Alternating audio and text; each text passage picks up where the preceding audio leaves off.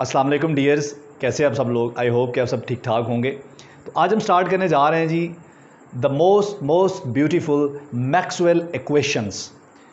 जिस तरह आपको पता है कि फ़िज़िक्स जो है, physics is a science of measurements. तो फिज़िक्स में आपको पता है कि every time you have to work with equations. ठीक है, तो इक्वेशन जो है ऑब्वियसली हर इक्वेशन के अंदर एक कंप्लीट स्टोरी होती है। हर इक्वेशन आपको कुछ ना कुछ बता रही होती है।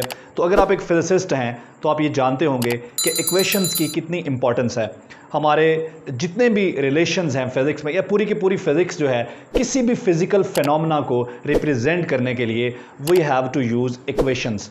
सो अगर आप एक फिजिसिस्ट हैं या फिजिसिस्ट बनना चाहते हैं तो ऑब्वियसली आपको इक्वेशंस के साथ काम करना आना चाहिए, आपको इक्वेशंस की अंडरस्टैंडिंग होनी चाहिए। तो मैं अक्सर कहता हूं कि इक्वेशन जो है ये बोलती हैं, अगर हम इनसे बात करें तो ये हमें उसका जवाब देती हैं। सो हर इक्वेशन के अंदर एक स्टोरी है। ठीक है, हर इक्वेशन के अंदर एक पूरा फिनोमेना है जो उसके अंदर छुपा हुआ है। तो अगर हमें अंडरस्टैंडिंग है इक्वेशंस की तो ये बहुत ही मज़ेदार काम होता है। अगर आपको इक्वेशंस समझ आती हैं तो ऑब्वियसली उनके साथ काम करते हुए भी आपको बहुत अच्छा लगेगा। So there are so many beautiful equations in physics, लेकिन उनमें से कुछ इक्वेशंस ऐसी हैं जिनसे शायद भागना हमारे लिए मुमकिन नहीं है। ऐसी ही कुछ इक्वेशंस हमारे पास हैं, मैक्सवेल इक्वेशंस। जिस तरह कहा जाता है कि 20वीं सेंचुरी में वैसे तो बहुत सारी इक्वेशंस आई, उसमें स्पेशल थ्योरी ऑफ रिलेटिविटी भी आई, जनरल थ्योरी ऑफ रिलेटिविटी भी आई, क्वांटम मैकेनिक्स भी आई, लेकिन जो सबसे ज़्यादा फेम लिया वो लिया जनरल थ्योरी ऑफ रिलेटिविटी ने। तो general theory of relativity is the most beautiful theory of the 20वीं सेंचुरी। बिल्कुल इसी तरह से 19वीं सेंचुरी में बहुत सारी डेवलपमेंट्स हुई फिज़िक्स में, लेकिन जो सबसे ब्यूटीफुल इक्वेशंस डेवलप हुई 19वीं सेंचुरी में, that was by the Maxwell, and these are known as Maxwell equations. Although ये सारे फिनोमेनास ऑलरेडी मौजूद थे, लाइक फैराडे लॉ भी ऑलरेडी मौजूद था हमारे पास। ठीक है, इसी तरह से हमारे पास गॉसेस लॉ भी ऑलरेडी हमारे पास मौजूद था, लेकिन इन इक्वेशंस को एक एक एक एक एक कॉम्पैक्ट फॉर्म दी मैक्सवेल ने। तो आज इंशाल्लाह हम इन इक्वेशंस के साथ काम करने जा रहे हैं और हम ये समझेंगे, ऑलरेडी ये इक्वेशन तो ज़ाहिर बात है डेवलप्ड हैं, हमने सिर्फ इन इक्वेशंस की फिज़िक्स समझनी है कि ये इक्वेशन हमें बता क्या रही हैं। तो टोटल हमारे पास 4 इक्वेशंस हैं। ठीक है जी, और इन इक्वेशंस को समझने के लिए फॉर सिंप्लिसिटी हम इनको फ्री स्पेस में डिस्कस करेंगे, यानी कि वहाँ कोई डाइइलेक्ट्रिक या कोई मैग्नेटिक मटेरियल मौजूद नहीं होगा। तो हम स्टार्ट करते हैं जी फर्स्ट इक्वेशन से, ज़्यादा हम देर नहीं करते। तो फर्स्ट इक्वेशन से हम स्टार्ट करते हैं। तो फर्स्ट इक्वेशन आपके सामने लिखी हुई है जी, ये देखें जी, this is famous Gauss's law in electrostatics. आप देख रहे हैं कि हमारे पास क्या है जी, the line integral of electric field along a close path is equal to 1/ε0 multiply by charge enclosed by the surface. आप इसको यूँ समझ सकते हो कि किसी भी सरफेस से कोई भी, अगर हमारे पास क्लोज्ड सरफेस है ना, कोई भी क्लोज्ड सरफेस लाइक एक सफ़ियर है या एक बॉक्स है, अगर उस क्लोज्ड सरफेस ने चार्ज इनक्लोज किया हुआ है तो आपको उस क्लोज्ड सरफेस से यकीनन इलेक्ट्रिक फ्लक्स मिलेगा। सो ये जो हमारे पास लेफ्ट हैंड साइड पर इक्वेशन आपको नजर आ रही है, close integral into E dot D A, actually ये क्या है, ये रिप्रेजेंट कर रहा है इलेक्ट्रिक फ्लक्स को। तो किसी भी क्लोज्ड सरफेस से जो इलेक्ट्रिक फ्लक्स होगा, देखें ये क्लोज्ड इंटीग्रल है, तो किसी भी क्लोज्ड सरफेस से आपको जो इलेक्ट्रिक फ्लक्स मिलेगा वो इलेक्ट्रिक फ्लक्स हमेशा बराबर होगा 1/ε0 multiply by total charge enclosed by the surface. या आप इसको इक्विवेलेंटली आप इसको ऐसे भी बयान कर सकते हैं, ऐसे भी रिप्रेजेंट कर सकते हैं कि डाइवर्जेंस ऑफ इलेक्ट्रिक फील्ड, ठीक है, फ्रॉम अ क्लोज्ड सरफेस, किसी भी क्लोज्ड सरफेस से जिसने चार्ज भी इनक्लोज किया हुआ हो, तो वहां से जो इलेक्ट्रिक फील्ड का डाइवर्जेंस है वो नॉन जीरो है। यानी कि इलेक्ट्रिक फील्ड का डाइवर्जेंस यकीनन आपको मिलेगा। अगर किसी क्लोज्ड सरफेस ने चार्ज इनक्लोज किया हुआ है तो उस सरफेस पे आपको यकीनन इलेक्ट्रिक फील्ड का डाइवर्जेंस मिलेगा, इलेक्ट्रिक फील्ड का डाइवर्जेंस वहां पर नॉन जीरो होगा। अब जरा इसको हम समझने की कोशिश करते हैं। लेट्स सपोज कि यहाँ हमारे पास एक पॉजिटिव चार्ज है और यहाँ हमारे पास एक नेगेटिव चार्ज है। अब इलेक्ट्रिक लाइन ऑफ फोर्स जो हैं ये पॉजिटिव चार्ज से नेगेटिव चार्ज की तरफ, ठीक है जी, आपको पता है इनकी जो डायरेक्शन है, ठीक है, ये पॉजिटिव चार्ज से ऑब्वियसली नेगेटिव चार्ज की तरफ होगा। ठीक है, इसी तरह से नेगेटिव चार्ज पर जो लाइंस होती हैं इनकी डायरेक्शन इनवर्ड होती है, ठीक है, और पॉजिटिव चार्ज पे इनकी जो डायरेक्शन है, पॉजिटिव चार्ज से इनकी डायरेक्शन आउटवर्ड होती है, ठीक है। तो मैंने ये जल्दी से बना दिया है, हो सकता है कि मैंने इसकी सिमेट्री में कोई गड़बड़ कर दी हो बनाने में, लेकिन जो मैं आपको समझाना चाहता हूँ वो आपको समझ आ जाएगा, ठीक है। अब यहाँ पर हम ये करते हैं कि ये जो पॉजिटिव चार्ज है, इस पॉजिटिव चार्ज के अराउंड हम एक क्लोज्ड सरफेस लेते हैं, लाइक हम एक सफ़ियर लेते हैं क्लोज्ड, ठीक है। तो सफ़ियर ऑब्वियसली क्लोज्ड ही होगा। तो ये हमारी एक इमेजिनरी सरफेस है, चूँकि ये बोर्ड का प्लेन 2 डायमेंशनल है तो इसलिए ये आपको 2D नज़र आ रहा है, लेकिन अब ये समझें कि ये एक 3D क्लोज्ड सफ़ियर है, एक 3D सफ़ियर है आपके पास, ठीक है। अब ऑब्वियसली इस सफ़ियर ने इस चार्ज को इनक्लोज किया हुआ है, ठीक है। अगर इस सफ़ियर ने, क्योंकि ये एक क्लोज्ड सरफेस है, क्लोज शेप है, इसने चार्ज भी इनक्लोज किया हुआ है, तो आपको इसकी सरफेस पर नेट फ्लक्स मिलेगा। यानी कि इसकी सरफेस पे यहाँ पर देखें, आपका जो नेट फ्लक्स होगा, net flux is non zero, यानी कि यहाँ से आपको नेट फ्लक्स मिलेगा। ये देखें, ठीक है, ये देखें यहाँ पर आपको नेट फ्लक्स मिल रहा है क्योंकि लाइंस सिर्फ आउटवर्ड जा रही हैं, ठीक है। ऐसे भी हो सकता है कि हमारे पास कोई क्लोज हमारे पास शेप हो, ठीक है, कोई क्लोज सरफेस हो हमारे पास, ठीक है, और देखिए ये हमारे पास एक क्लोज्ड सरफेस है, आप इसको एक सफ़ियर कह सकते हैं, लेकिन इस क्लोज सरफेस ने कोई चार्ज इनक्लोज नहीं किया हुआ, चार्ज यहाँ बाहर पड़ा हुआ है, ठीक है जी। अब इस चार्ज का जो फ्लक्स है ऑब्वियसली वो यहाँ से पास हो रहा है, ठीक है। तो आप ये तो कह सकते हो कि इस चार्ज का फ्लक्स इस सरफेस में से पास हो रहा है, लेकिन इस सरफेस में जो नेट फ्लक्स है वो ज़ीरो है। उसकी वजह क्या है कि जितनी लाइनें इसमें एंटर हो रही हैं उतनी ही लाइनें इसको लेफ्ट कर रही हैं, तो नेट फ्लक्स क्या हो गया, ज़ीरो हो गया। लेकिन यहाँ पर ऐसा नहीं है, देखें यहाँ पर लाइनें सिर्फ इस सफ़ियर, ये जो हमारी सरफेस है, सिर्फ इस सरफेस से आउटवर्ड फ्लो कर रही हैं, कोई इनवर्ड फ्लो नहीं है लाइंस का। इसका मतलब है कि इस सरफेस का जो नेट फ्लक्स है वो मौजूद है, इस सरफेस से आपको नेट फ्लक्स मिल रहा है। अगर नेट फ्लक्स मिल रहा है तो इसका मतलब है यहाँ पर इलेक्ट्रिक फील्ड का डाइवर्जेंस भी आपको मिल रहा है, क्योंकि देखें लाइनें स्प्रेड हो रही हैं आउटवर्ड, लाइन जो है यहाँ से आउटवर्ड स्प्रेड हो रही हैं। इसका मतलब है अगर यहाँ पर इलेक्ट्रिक फील्ड का डाइवर्जेंस मौजूद है तो वो डाइवर्जेंस सिर्फ इसी सूरत में मौजूद होगा कि यहाँ पर कोई सोर्स पड़ा है चार्ज का, इलेक्ट्रिक फील्ड का, सॉरी। तो इलेक्ट्रिक फील्ड का सोर्स यहाँ पर क्या है, यहाँ पर एक पॉजिटिव चार्ज पड़ा है। तो अगर किसी जगह पर डाइवर्जेंस मौजूद हो, इलेक्ट्रिक फील्ड का डाइवर्जेंस नॉन जीरो हो, तो इसका मतलब है उस जगह पर कोई ना कोई सोर्स मौजूद है। तो यहाँ देखिए यहाँ पर सोर्स मौजूद है और वो सोर्स है पॉजिटिव चार्ज। इसका मतलब है कि यहाँ पर इलेक्ट्रिक फील्ड का इस सरफेस में, इस सरफेस से जो डाइवर्जेंस है इलेक्ट्रिक फील्ड का वो है नॉन ज़ीरो है, ज़ीरो नहीं है, क्योंकि यहाँ पर एक सोर्स ऑफ इलेक्ट्रिक फील्ड मौजूद है।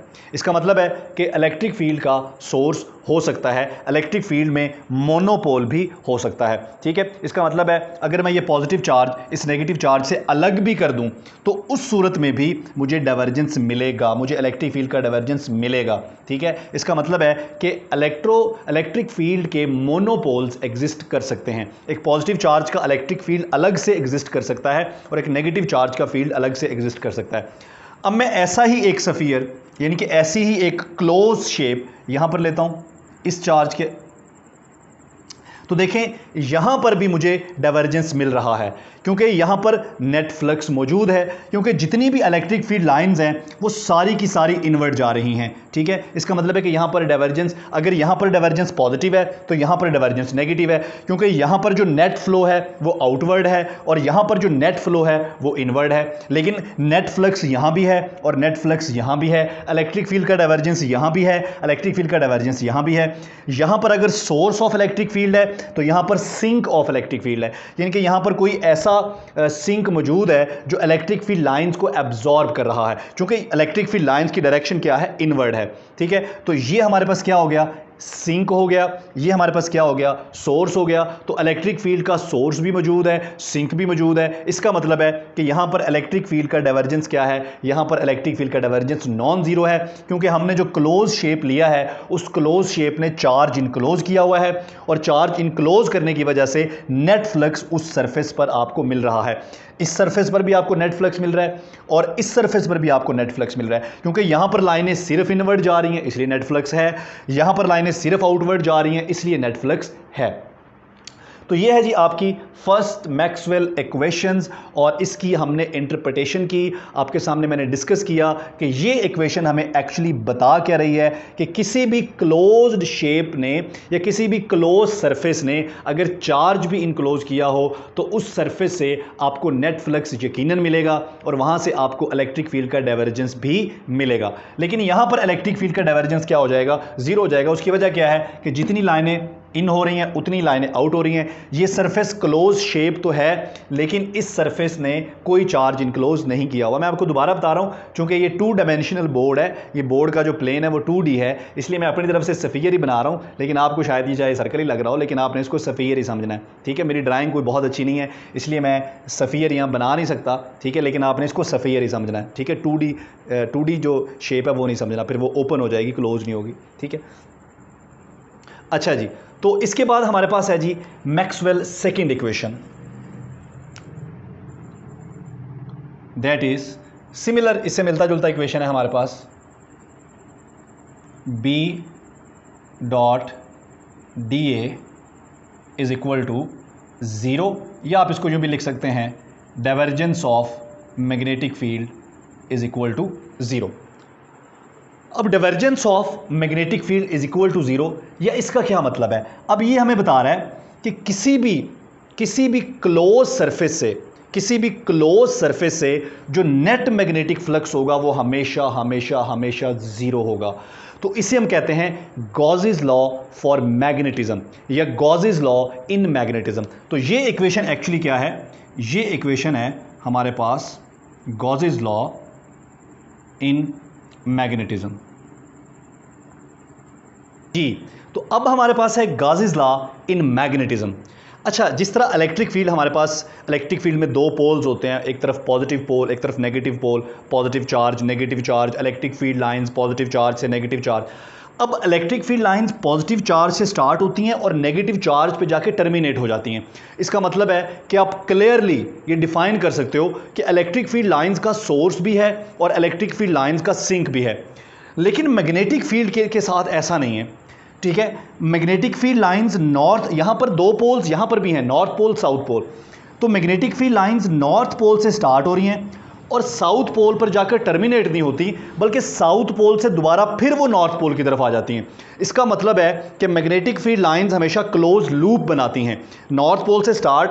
ठीक है, आप इसको स्टार्ट या एंड नहीं कह सकते, इनकी डायरेक्शन क्या है? नॉर्थ से साउथ और फिर साउथ से नॉर्थ। तो जो लूप होता है, लूप में आप ये तो नहीं बता सकते कि वो स्टार्ट कहाँ से हो रही है या एंड कहाँ पे हो रही है, तो उसका कोई एंडिंग या स्टार्टिंग नहीं होगा, क्योंकि वो नॉर्थ से अगर साउथ की तरफ जा रही है तो फिर साउथ से वापस नॉर्थ की तरफ भी आ रही है। तो अगर मैं बिल्कुल ऐसे ही करूं जैसा मैंने इलेक्ट्रिक फील्ड के साथ किया कि मैं यहाँ पर भी ये जो नॉर्थ पोल है, अगर मैं इस नॉर्थ पोल को मैं इनक्लोज कर दूं, यानी कि मैं इसके बाहर एक सरफेस बना दूं, एक इमेजिनरी सरफेस, एक 3D इमेजिनरी सरफेस, यानी कि वैसा ही सफ़ियर, इमेजिनरी सफ़ियर जैसा मैंने यहाँ पर बनाया। तो अब ये जो सफ़ियर मैंने बनाया है, इस सफ़ियर से आने वाला टोटल मैग्नेटिक फ्लक्स आप ज़रा कैलकुलेट करें। देखें, जितनी लाइनें आउटवर्ड जा रही हैं उतनी ही लाइनें इनवर्ड आ रही हैं। तो इसका मतलब है यहाँ पर नेट मैग्नेटिक फ्लक्स क्या हो गया? 0 हो गया। इसका मतलब है कि यहाँ पर आपको मैग्नेटिक फील्ड का कोई डाइवर्जेंस नहीं मिल रहा, क्योंकि आप नॉर्थ पोल को सोर्स नहीं कह सकते। सोर्स तो तभी कहें कि अगर इससे हमें नेट आउटवर्ड फ्लक्स मिले, तो यहाँ पर कोई नेट आउटवर्ड फ्लक्स नहीं है। वजह, जितना फ्लक्स आउटवर्ड है उतना ही फ्लक्स इनवर्ड है, तो नेट फ्लक्स क्या हो गया? 0 हो गया। इसका मतलब है कि मैग्नेटिक फील्ड का कोई सोर्स नहीं है। और यही इक्वेशन हमें बता रही है कि डाइवर्जेंस ऑफ मैग्नेटिक फील्ड, ठीक है, वो 0 है। किसी भी क्लोज्ड सरफेस से, ठीक है, अगर आप नेट मैग्नेटिक फ्लक्स निकालोगे तो नेट मैग्नेटिक फ्लक्स क्या होगा? हमेशा 0 होगा। इसका मतलब है कि आप नॉर्थ पोल को सोर्स नहीं कह सकते, आप साउथ पोल को सिंक नहीं कह सकते। इसका मतलब है कि मैग्नेटिक फील्ड्स के अंदर सोर्स या सिंक वाला कॉन्सेप्ट नहीं है। इसका मतलब है कि नॉर्थ पोल और साउथ पोल ये अलग अलग एग्जिस्ट नहीं कर सकते। नॉर्थ पोल अलग से, जिस तरह पॉजिटिव चार्ज उसका फील्ड एग्जिस्ट कर सकता है, ठीक है, बिल्कुल ऐसे ही नेगेटिव चार्ज का फील्ड भी एग्जिस्ट कर सकता है। आप उनको सेपरेट कर दें, आप डाइपोल ना बनाएं, लेकिन यहां पर ऐसा नहीं होगा। मैग्नेटिक फील्ड में मोनोपोल्स नहीं बन सकते। नॉर्थ पोल अलग से एग्जिस्ट नहीं कर सकता, साउथ अलग से एग्जिस्ट नहीं कर सकता। उसकी वजह क्या है? उसकी वजह आपके सामने है। आपके सामने ना तो कोई सोर्स निकला है यहां से मैग्नेटिक फील्ड का, और ना ही कोई सिंक निकला है, क्योंकि मैग्नेटिक फील्ड लाइन जो है ये क्लोज लूप बनाती हैं नॉर्थ से साउथ की तरफ और साउथ से फिर नॉर्थ की तरफ। तो इसलिए ज़रूरी है कि नॉर्थ पोल भी हो और साउथ पोल भी हो। एक अकेला नॉर्थ पोल एग्जिस्ट नहीं करेगा। एग्जिस्ट कर सकता था अगर यहां से हमें नेट मैग्नेटिक फ्लक्स मिलता। तो हमें आज तक ऐसा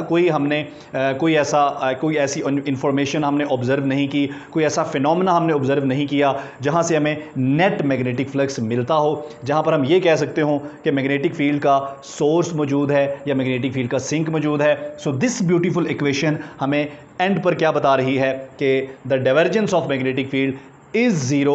It means there is no source or sink of magnetic field. You can say magnetic monopoles does not exist. Electric monopoles can exist but magnetic monopoles cannot exist. So ये beautiful equation है जी हमारी second Maxwell equation, और ये हमारा famous Gauss's law है। इसको हम कह सकते हैं Gauss's law in magnetism। उसके बाद हम चलते हैं जी अपनी थर्ड इक्वेशन की तरफ। ठीक है जी, हमारी जो थर्ड इक्वेशन है दैट इज ई डॉट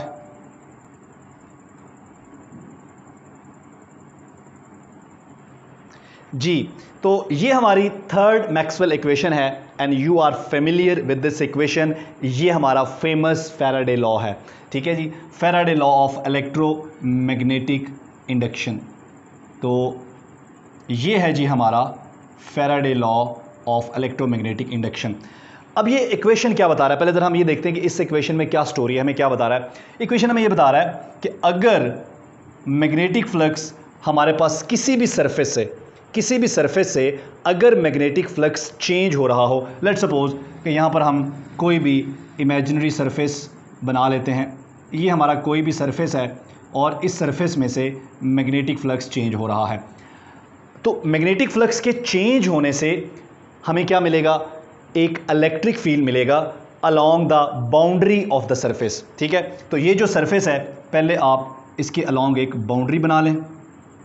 ठीक है जी, तो इस सरफेस में से अगर मैग्नेटिक फ्लक्स चेंज होगा तो मैग्नेटिक फ्लक्स के चेंज होने से ये जो हमने इसकी बाउंड्री बनाई है, ये जो हमने लूप बनाया है, इस लूप के अलोंग आपको इलेक्ट्रिक फील्ड वेक्टर मिलेगा या इलेक्ट्रिक फील्ड मिलेगा। तो ये सारे इलेक्ट्रिक फील्ड वेक्टर्स को अगर हम कंबाइन कर दें तो ये हमारे पास बन जाता है E डॉट डी एस। तो इसका मतलब है जब भी ये जो सरफेस मैंने बनाई है ये वाली, जब भी किसी सरफेस से मैग्नेटिक फ्लक्स चेंज हो रहा होगा तो उस सरफेस की बाउंड्री के अलोंग, यानी कि उस सरफेस, ये यहाँ पर क्लोज का जो इंटीग्रल है ये हमें ये बता रहा है कि उस सरफेस को आपने क्लोज करना है विद लूप। ठीक है, यहां पर हमें वो वाली क्लोज सरफेस की जरूरत नहीं है। ये सरफेस ओपन सरफेस है लेकिन इसकी बाउंड्री हमने डिफाइन करनी है। ठीक है, तो ये जो मैंने लूप बनाया है ये लूप इसकी बाउंड्री को रिप्रेजेंट कर रहा है। ये क्लोज सरफेस नहीं है, यहां इसका क्लोज होना जरूरी नहीं है। तो इस सरफेस की, इस ओपन सरफेस की जो बाउंड्री है, जब इस सरफेस में से गुजरने वाला मैग्नेटिक फ्लक्स चेंज होगा तो इसकी बाउंड्री के अलोंग, इस लूप के अलोंग जो हमने बनाया है, इस लूप के अलोंग आपको क्या मिलेगा? आपको इलेक्ट्रिक फील्ड मिलेगा। या दूसरे लफ्ज़ों में आप कह सकते हो कि ये किसके बराबर है? ये बराबर है जी इंड्यूस्ड ईएमएफ के। इसका मतलब है कि किसी भी सरफेस से अगर मैग्नेटिक फ्लक्स चेंज होगा तो वो जो चेंज इन मैग्नेटिक फ्लक्स है वो किसके बराबर होगा? वो इंड्यूस ईएमएफ के बराबर होगा। लेकिन अगर आप इसको समझना चाहते हैं तो ये देखें, ये इंटेग्रल है सारे इलेक्ट्रिक फील्ड वेक्टर्स का along the boundary of the surface. तो इस सरफेस में से अगर मैग्नेटिक फ्लक्स चेंज होगा तो मैग्नेटिक फ्लक्स चेंज होने से इसकी जो बाउंड्री आपने डिफाइन की है उसकी बाउंड्री के अलोंग आपको क्या मिलेगा? इलेक्ट्रिक फील्ड वेक्टर मिलेगा। तो उन सारे इलेक्ट्रिक फील्ड वेक्टर्स का जो इंटेग्रल है इस बाउंड्री के अलोंग वो हमारे पास किसके बराबर है? वो बराबर है इंड्यूस्ड ईएमएफ के। आप इसको यूं भी लिख सकते हो, इस इक्वेशन को डेल क्रॉस ई। देखिए यहां पर आपको कर्ल मिल रहा है इलेक्ट्रिक फील्ड का, तो curl of electric field is equal to minus, ठीक है जी, तो यहां पर हमारे पास आ जाएगा D B over D T. Clear हो गया जी। तो यही इक्वेशन है, लेकिन हमने इसको एक और शक्ल में लिख दिया। किसी सरफेस से, किसी भी सरफेस से अगर मैग्नेटिक फील्ड चेंज हो रहा है तो टाइम वेरिंग मैग्नेटिक फील्ड क्या प्रोड्यूस करेगा? इलेक्ट्रिक फील्ड प्रोड्यूस करेगा along the boundary of the surface. So time varying magnetic fields produce electric field. Time varying magnetic field जो होती हैं वो इलेक्ट्रिक फील्ड प्रोड्यूस करती हैं। सो ये है जी हमारा famous Faraday law and Maxwell third equation. उसके बाद जो सबसे ब्यूटीफुल इक्वेशन है मैक्सवेल फोर्थ इक्वेशन, जो कि बिफोर मैक्सवेल ये सिंपली अम्पेयर्स लॉ था, लेकिन उसके बाद मैक्सवेल ने करेक्शन किया तो ये बन गया अम्पेयर मैक्सवेल लॉ। तो अभी देखते हैं कि बिफोर मैक्सवेल ये इक्वेशन कैसी थी और आफ्टर मैक्सवेल ये इक्वेशन कैसी थी।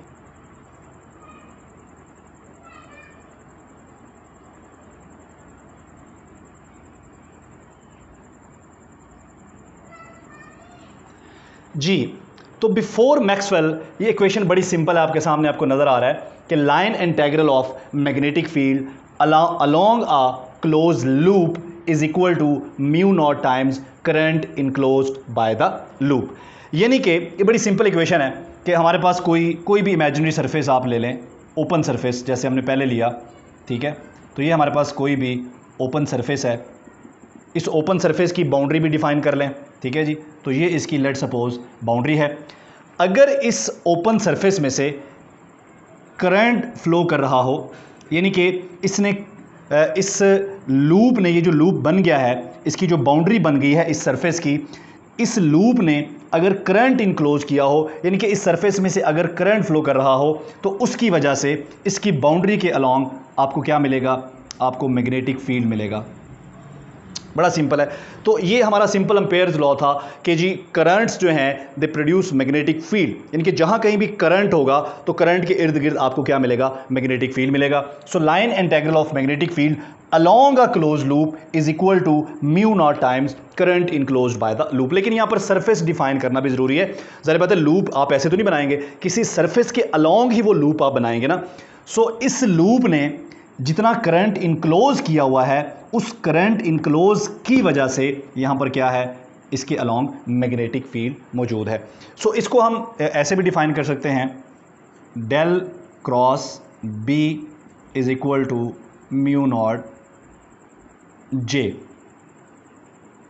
ठीक है।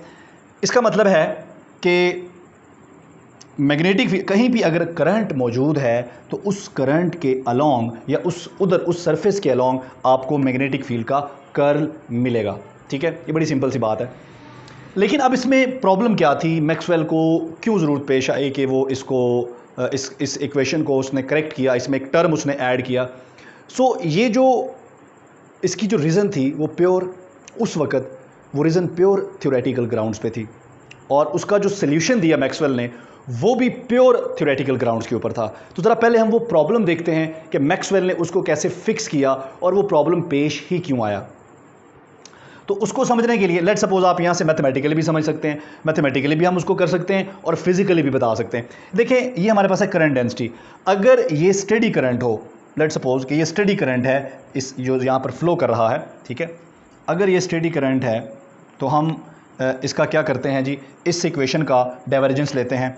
तो ये हमारे पास आएगा जी del dot del cross B, ठीक है जी, is equal to mu naught del cross जे।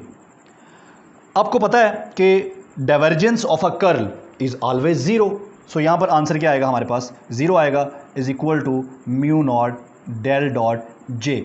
चूंकि करंट स्टेडी है, हमने कंसिडर किया कि भैया स्टेडी करंट, अगर स्टेडी करंट है हमारे पास तो उस सूरत में डेल डॉट जे भी क्या हो जाएगा? ज़ीरो हो जाएगा। तो इक्वेशन के दोनों तरफ ज़ीरो हो गया, तो zero is equal to zero, all is well, all is well.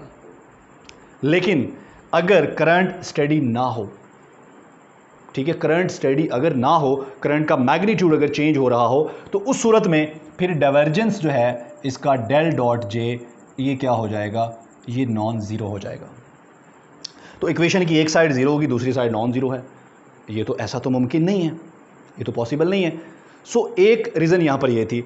अब इसकी एक हम और रीज़न यहाँ पर फिज़िकल रीज़न जो है वो एक्सप्लेन करते हैं ताकि ज़्यादा हमें उसकी समझ आए। ये तो एक मैथमेटिकल रीज़न है, शायद ज़्यादा क्लियर हमें ना हो पाए। इसका जो दूसरा रीज़न है, ठीक है जी, उसको हम कैपेसिटर वाली एग्जांपल से, क्योंकि सारे उसको कैपेसिटर वाली एग्जांपल से ही डिस्क्राइब करते हैं, सो हम भी उसको कैपेसिटर वाली एग्जांपल से समझने की कोशिश करते हैं। तो हमारे पास एक कैपेसिटर है जी, ठीक है जी, और ये उस कैपेसिटर की दो प्लेट्स हैं, ठीक है, और इसको हमने कनेक्ट कर दिया है इस कैपेसिटर को एक स्विच के साथ, और साथ में हमने इसको एक सेल या बैटरी के साथ कनेक्ट कर दिया। तो कैपेसिटर की एक प्लेट पर पॉजिटिव चार्ज आना शुरू हो जाएगा और दूसरी प्लेट पर नेगेटिव चार्ज आना शुरू हो जाएगा। तो यहाँ पर करंट जो है, ऑब्वियसली करंट यहाँ से फ़्लो कर रहा होगा कैपेसिटर की प्लेट्स की तरफ। आपको पता है कि ये करंट जो है ये फ़्लो करता है या ये करंट फ़्लो करता रहता है, ठीक है, उस वक्त तक जिस वक्त तक कैपेसिटर की प्लेट्स जो हैं वो फुली चार्ज नहीं हो जाती। जब कैपेसिटर की प्लेट्स चार्ज हो जाती हैं तो उसके बाद करंट यहाँ पर ख़त्म हो जाता है, ठीक है। सो ये करंट की डायरेक्शन, आप ज़रा इससे कंफ्यूज ना हो जाएं, मैंने आपको समझाने के लिए बना दी है। तो हम क्या करते हैं जी, यहाँ पर हम एक इमेजिनरी सरफेस कंसीडर कर लेते हैं जी। ये हमारी एक इमेजिनरी सरफेस है और इस सरफेस की हम बाउंड्री भी डिफ़ाइन कर देते हैं। यहाँ पर जी हमने ये बाउंड्री भी डिफ़ाइन कर दी, ठीक है। ये हमारा करंट है।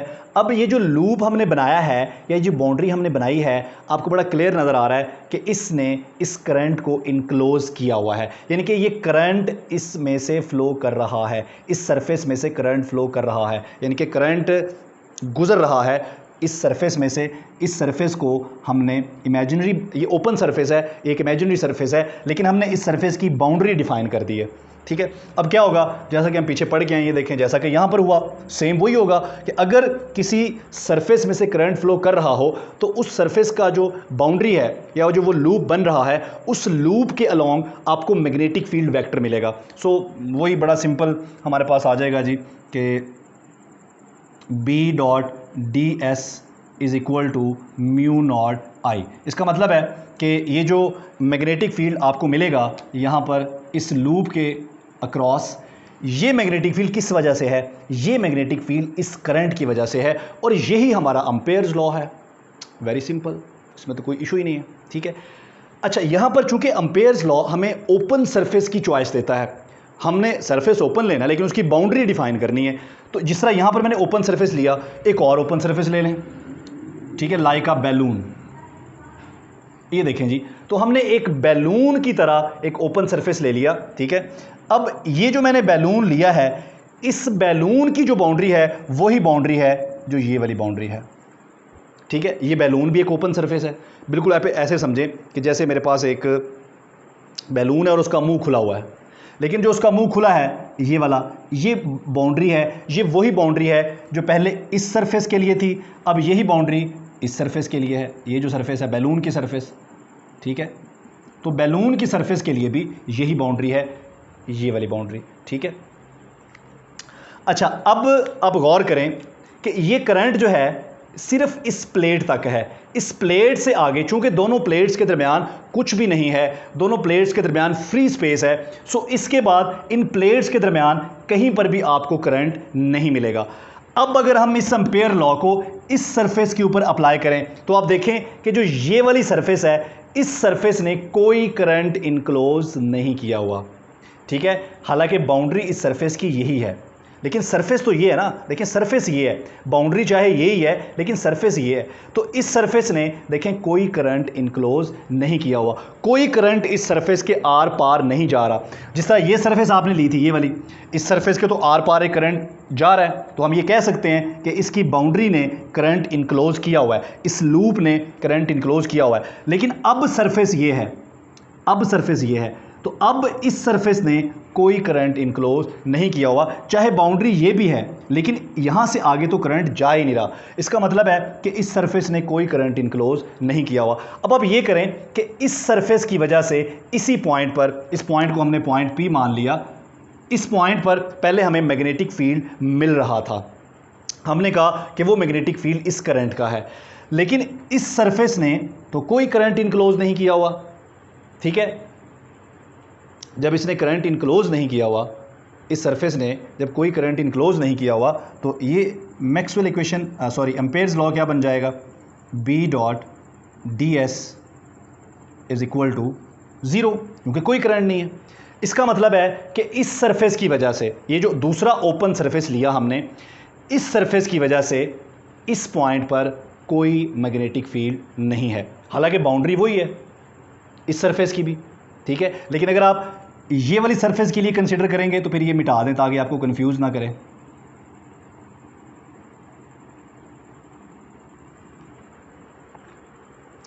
ठीक है, तो इस सरफेस ने चूंकि कोई करंट इनक्लोज नहीं किया, इसलिए इस सरफेस की वजह से इस पॉइंट पर जो मैग्नेटिक फील्ड आ रहा है वो ज़ीरो आ रहा है। अब प्रॉब्लम ये है कि ये कैसे हो सकता है कि एक ही पॉइंट पर मैग्नेटिक फील्ड ज़ीरो भी है और नॉन ज़ीरो, सिर्फ सरफेस को चेंज करने से। इसका मतलब ये हुआ कि एम्पेयर्स लॉ जो है वो सरफेस की चॉइस पे भी डिपेंड कर रहा है। हालांकि ऐसा तो नहीं होना चाहिए। आप ओपन सरफेस की अगर चॉइस है तो ओपन सरफेस जिस मर्जी शेप की हो वहाँ पर मैग्नेटिक फील्ड तो होना चाहिए। सो इस पॉइंट पर अगर हम जो पहले सरफेस यहाँ पर लिया था, अगर उस सरफेस की वजह से देखें तो इस पॉइंट पर मैग्नेटिक फील्ड मौजूद है, लेकिन अगर इस सरफेस की वजह से देखें तो इस पॉइंट पर कोई मैग्नेटिक फील्ड मौजूद नहीं है। लेकिन मैग्नेटिक फील्ड तो यहाँ एग्जिस्ट करता है, ये तो नहीं हो सकता कि सरफेस चेंज करने से मैग्नेटिक फील्ड गायब हो गया। लेकिन इक्वेशन बता रही है एम्पेयर्स लॉ की कि करंट जीरो है तो इसको भी जीरो होना चाहिए, लेकिन ऐसा हकीकत में नहीं था। यहाँ इस पॉइंट पर मैग्नेटिक फील्ड प्रेजेंट था, मैग्नेटिक फील्ड मौजूद था। तो यहाँ पर मैक्सवेल के जहन ने ये क्लिक किया या उसके जहन में ये बात आई कि जिस तरह time varying magnetic fields, Faraday law यही है ना, टाइम वेरिंग मैग्नेटिक फील्ड अगर इलेक्ट्रिक फील्ड क्रिएट कर सकती है तो टाइम वेरिंग इलेक्ट्रिक फील्ड को भी मैग्नेटिक फील्ड क्रिएट करना चाहिए। तो इसका मतलब है यहां पर अब टाइम वेरिंग इलेक्ट्रिक फील्ड कहां पे है, ये देखें, जो ये वाली प्लेट है इस पर शुरू में सिर्फ एक चार्ज आया सपोज, और इस पर भी एक चार्ज आया, तो यहां पर जो मैग्नेटिक फील्ड प्रोड्यूस हुआ वो मैग्नेटिक फील्ड जो था उसकी कुछ भी वैल्यू थी। जो जो चार्ज अक्यूमुलेट होना शुरू हुआ, यानी कि इन प्लेट्स पर जब चार्ज की तादाद बढ़नी शुरू हुई तो इनके दरमियान जो फील्ड है वो भी स्ट्रॉन्ग होना शुरू हो गया, ठीक है, फील्ड भी बढ़ना शुरू हो गया। इसका मतलब है कि इन प्लेट्स के दरमियान एक टाइम वेरिंग इलेक्ट्रिक फील्ड मौजूद है। वो इलेक्ट्रिक फील्ड आहिस्ता आहिस्ता अपनी वैल्यू, उसकी जो वैल्यू है वो बढ़ रही है, इलेक्ट्रिक फील्ड का मैग्नीट्यूड बढ़ रहा है। जो जो प्लेट्स के ऊपर आने वाले चार्ज की तादाद बढ़ती जा रही है वैसे वैसे इनके दरमियान जो इलेक्ट्रिक फील्ड है उसका मैग्नीट्यूड भी बढ़ता जा रहा है। इसका मतलब है कि ये जो हमारी सरफेस है, ये वाली सरफेस, ठीक है, इस सरफेस के अंदर से एक टाइम वेरिंग इलेक्ट्रिक फील्ड पास कर रहा है। अब इसका मतलब ये हुआ कि यहां पर जो मैग्नेटिक फील्ड इस सरफेस की वजह से है वो करंट की वजह से नहीं है बल्कि टाइम वेरिंग इलेक्ट्रिक फील्ड की वजह से है। इसका मतलब है, तो ये थी एक न्यू डिस्कवरी कि टाइम वेरिंग इलेक्ट्रिक फील्ड भी प्रोड्यूस करती हैं मैग्नेटिक फील्ड। जिस तरह time varying magnetic field produce करती हैं इलेक्ट्रिक फील्ड, बिल्कुल ऐसे time varying electric field produce करती हैं magnetic field. So magnetic field यहाँ पर मौजूद है लेकिन वो करंट की वजह से नहीं है, बल्कि यहाँ पर एक और टर्म ऐड की मैक्सवेल ने, जिसको हम मैक्सवेल करेक्शन बोलते हैं या उसको डिस्प्लेसमेंट करंट्स भी बोलते हैं। सो ये हमारे पास क्या आएगी जी, ये हमारे पास आएगी म्यू नॉट एप्सिलॉन नॉट, ठीक है जी, into partial phi E over partial T, ठीक है जी। या इसको आप यूँ भी लिख सकते हैं, इक्विवेलेंटली आप इसको लिख सकते हैं del cross B is equal to mu naught J. ये हमारे पास जो टर्म है, ठीक है, जिस टर्म की वजह से यहाँ पर मैग्नेटिक फील्ड है, इसको मैक्सवेल ने डिस्प्लेसमेंट करंट्स का नाम दिया। तो ये टर्म हमारे पास क्या है जी, mu naught epsilon naught D phi E over D T. Rate of change of electric flux जो है वो यहाँ पर प्रोड्यूस कर रहा है मैग्नेटिक फील्ड। तो जिस तरह rate of change of magnetic flux, ठीक है, प्रोड्यूस करता है इलेक्ट्रिक फील्ड, बिल्कुल इसी तरह से rate of change of electric flux ये प्रोड्यूस करता है मैग्नेटिक फील्ड। इक्विवेलेंटली आप इसको ऐसे भी लिख सकते हैं, del cross B is equal to mu naught J plus mu naught epsilon naught curly E bye करली टी, ठीक है जी। तो ये वो आइडिया था जिस आइडिया की बुनियाद पर मैक्सवेल के जहन में ये बात आई कि अगर time varying electric field magnetic field produce कर रही हैं और time varying magnetic field electric field produce कर रही हैं, तो क्या ऐसा हो सकता है कि ये मिलकर एक वेव बना रही हूँ।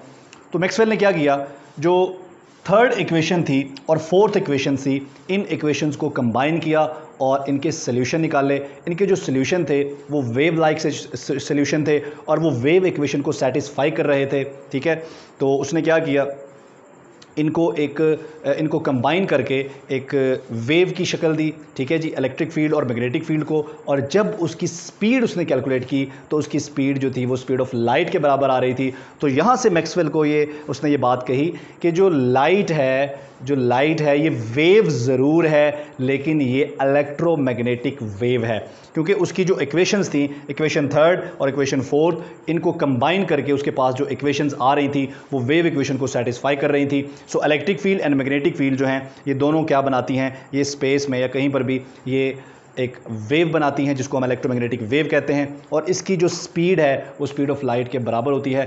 बाद में फिर 1885 में हर्ट्ज़ ने इसको प्रूव भी कर दिया कि बिल्कुल ऐसा है कि जो इलेक्ट्रोमैग्नेटिक वेव है वो स्पीड ऑफ लाइट से मूव करती है। इट मीन्स कि लाइट इटसेल्फ एक इलेक्ट्रोमैग्नेटिक वेव ही है।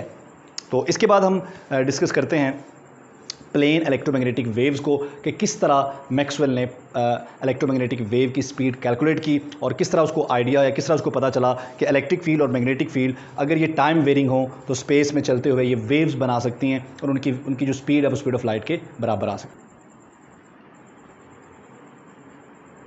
जिस तरह हमने बात की कि अगर हम थर्ड मैक्सवेल इक्वेशन जो कि हमारा फैराडे लॉ है और फोर्थ इक्वेशन जो कि हमारा एम्पेयर मैक्सवेल लॉ है, अगर हम उनको सॉल्व करें, ठीक है, इलेक्ट्रिक फील्ड में और मैग्नेटिक फील्ड में, तो कुछ इस तरह के इक्वेशंस हमारे पास बन सकते हैं। Partial E by partial X is equal to minus partial B over partial T, और similarly partial B over partial X is equal to minus mu naught epsilon naught partial E over partial T.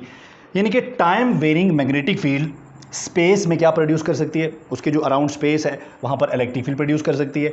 Time varying electric field अपने around जो space है वहाँ पर क्या produce कर सकती है, मैग्नेटिक फील्ड प्रोड्यूस कर सकती है, ठीक है जी। तो अगर हम इनको सिंप्लीफाई करें इन इक्वेशंस को और इनकी डिफरेंशियल इक्वेशंस बना लें तो हमारे पास कुछ यूँ बनती हैं जी, partial square E over partial X square is equal to mu naught epsilon naught partial square E over partial T square. यानी कि इस इक्वेशन को हमने इलेक्ट्रिक फील्ड में सेकंड ऑर्डर डिफरेंशियल इक्वेशन बना लिया।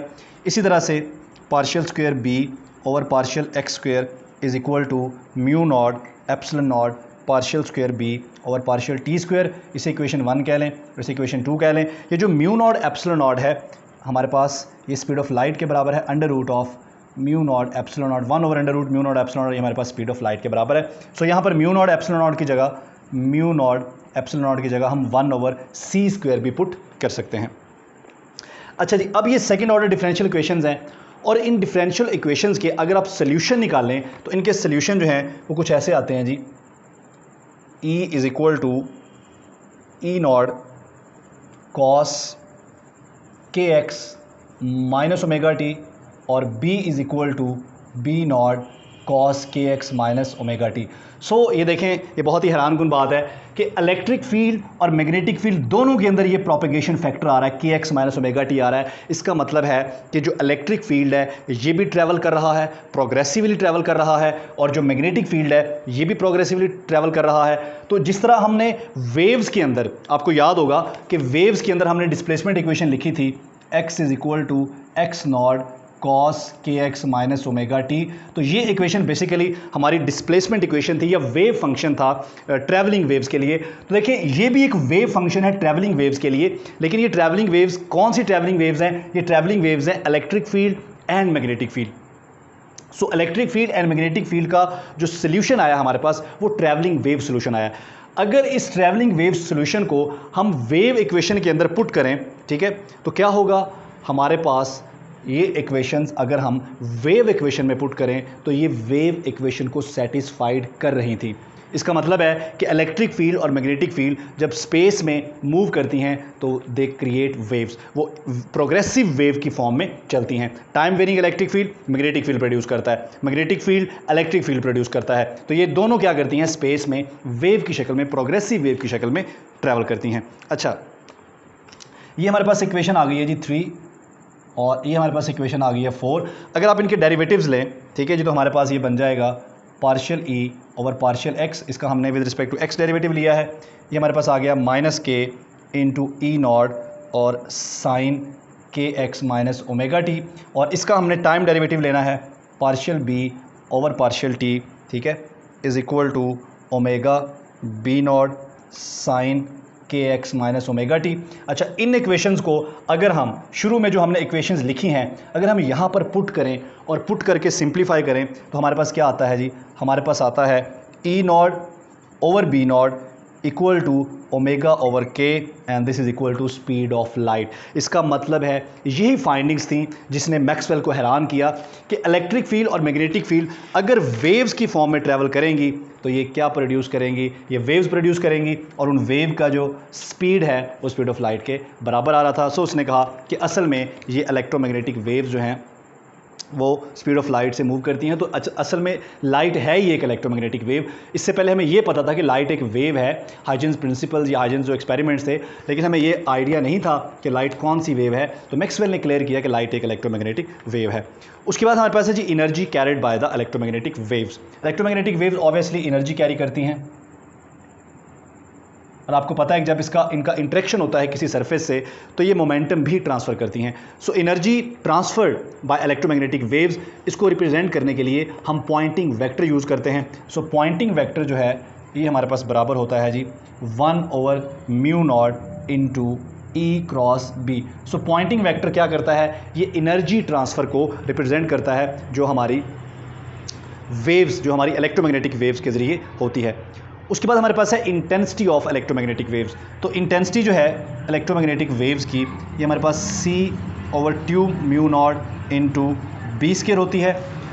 अच्छा, इसी तरह से हम एनर्जी डेंसिटी भी निकाल सकते हैं कि कितनी एनर्जी जो है वो ट्रांसफ़र कर रही हैं। तो एनर्जी डेंसिटी को हम दोनों सूरतों में लिख सकते हैं, B square over 2 mu naught, और इसी तरह से एनर्जी डेंसिटी को हम लिख सकते हैं 1 over 2 epsilon not E square. या अगर हम एवरेज निकाल लें, एवरेज जो हमारी डेंसिटी है, ठीक है, तो intensity is equal to c multiply by, ये हमारे पास इंटेंसिटी है और ये हमारे पास क्या है जी, एनर्जी डेंसिटी, ठीक है।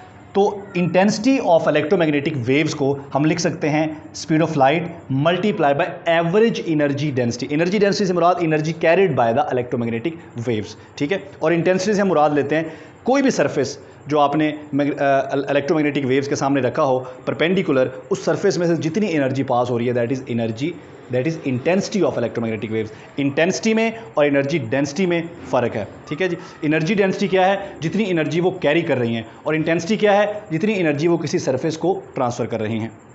अच्छा, उसके बाद हमारे पास है जी momentum and radiation pressure. Obviously जब इनका इंटरेक्शन होता है, चूँकि ये एनर्जी कैरी करती हैं, अगर ये एनर्जी कैरी करती हैं तो ऑब्वियसली इनका कुछ ना कुछ मोमेंटम भी होगा। तो जब ये किसी भी सरफेस से इंटरेक्ट करती हैं तो ये वहाँ एनर्जी के साथ साथ मोमेंटम भी ट्रांसफ़र करती हैं, जिसकी वजह से उस सरफेस जो है वो एक प्रेशर फील करती है, ठीक है जी।